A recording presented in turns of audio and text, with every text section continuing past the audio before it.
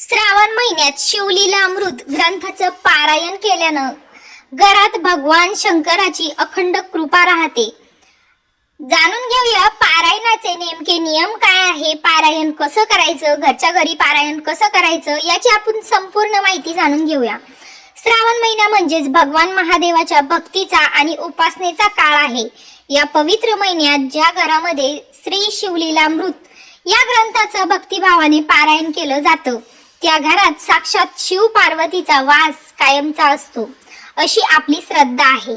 आज आपण या व्हिडिओमध्ये शिवलीलामृत पारायण कसं करायचं, त्याचे नियम काय आहेत आणि त्याचं काय फळ भेटतं हे अतिशय सोपी माहिती जाणून घेणार आहोत।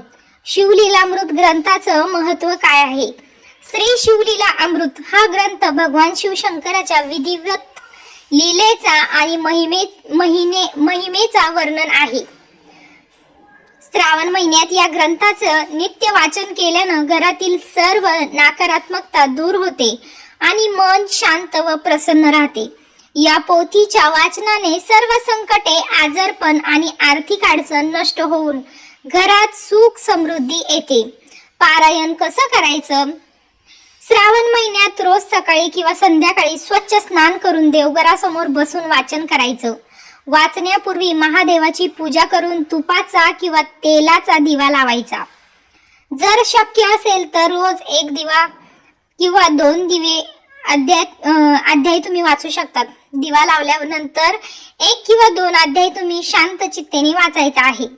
पारायण करताना मनात पूर्ण श्रद्धा आणि शक्ती आणि भक्ती ठेवायची आहे, हे अत्यंत आवश्यक आहे। वाचन पूर्ण झाल्यावरती महादेवाला नैवेद्य दाखवून आरती करायची आहे।